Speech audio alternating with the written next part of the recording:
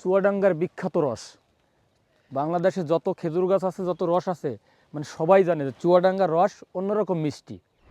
কখন খাবো বিসমিল্লাহ। গরম গরম গুড় আর রুটি, সেই স্বাদ ভাই, অসাধারণ রস ভাই, সেই রস, চুয়াডাঙ্গার বিখ্যাত রস। বাংলাদেশে যত খেজুর গাছ আছে, যত রস আছে, মানে সবাই জানে যে চুয়াডাঙ্গার রস অন্যরকম মিষ্টি। আর এর উপরে কোনো গুড় হয় না। মানে কথাই বলে যে শীতের দিনে পিঠের মজা, আর পিঠার মজা হলো গুড়ে, আর সেই গুড় যদি হয় চুয়াডাঙ্গার, তাহলে অসাধারণ স্বাদ। এই স্বাদের কোনো তুলনা হয় না। রসটা একটু দেখেন ভাই, রস মনে হচ্ছে একেবারে মধু, সুন্দর রস। একটু ভাইয়ের কাছে শুনি কোনো ভেজাল টেজাল দেয় কিনা। সালাম আলাইকুম ভাই। এই যে আমরা যেই রস দিয়ে আর কি গুড় জ্বালানো হয়, এতে কি কোনো ভেজাল হয়? বিন্দু পরিমাণ ভেজাল হয় না। কারণ কি, খুব কষ্ট করে গাছ কাটা হয়, মানে অনেক পরিশ্রম করে গাছ কাটা হয়। এতে ভেজাল দিয়ে সেই গুড় ভালো হবে না, তাদেরই লস। এই জন্য বিন্দু পরিমাণ এখানে ভেজাল থাকবে না। আপনি চুয়াডাঙ্গা থেকে গুড় নেবেন, খাঁটি গুড় পাবেন, একদম নির্ভেজাল গুড় পাবেন।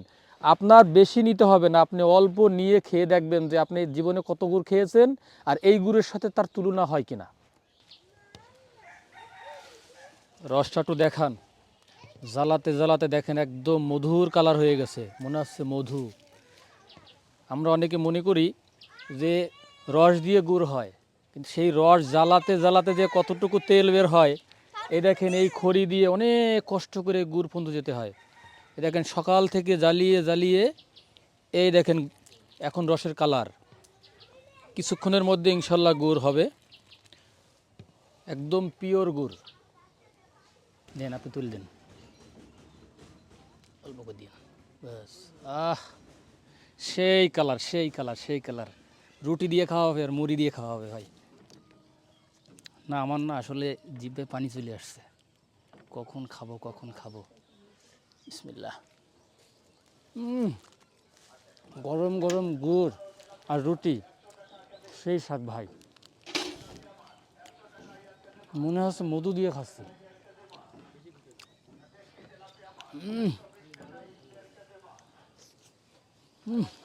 জিভে পুড়ে যাচ্ছে।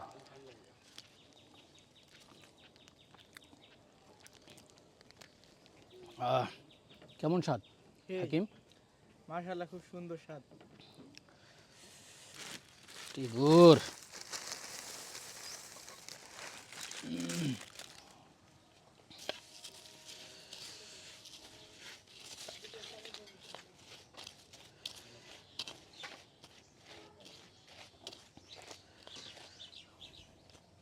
কি গরম।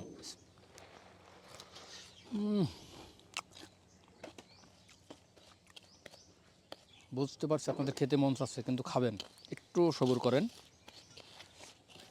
যদি এই ধরনের গুড় নিতে চাচ্ছেন, যেটা আপনার এই সেই নইলেন গুড় না কি বলে, মানে সাতক্ষীরার ভাষায়, কিন্তু এটা আসলে আবিস্তলা গুড় বলে এই দেশে, চুয়াডাঙ্গাতে।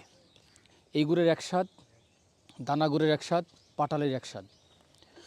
যদি কেউ মুড়ি দিয়ে পিঠা দিয়ে খেতে চান, তাহলে এই গুড়টা নেবেন। আর যদি আপনার ধাপা পিঠা, ধুপি পিঠা যেটা বলা হয়, ওটা যদি খেতে চান, তাহলে পাটালি নেবেন, দানা গুড় নেবেন। এর স্বাদ কিন্তু আবার আলাদা। দেখেন,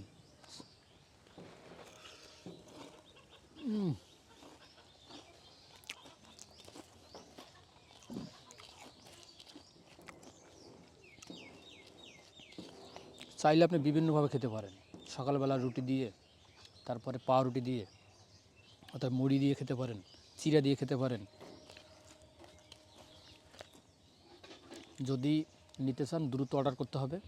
আমাদের পেজের নাম্বার থাকবে, এই নাম্বারে ফোন দেবেন, ফোন দিয়ে দ্রুত খান। শীত চলে গেলে আর কবে খাবেন? শীতের মজাই তো গুড়ের মধ্যে, নাকি?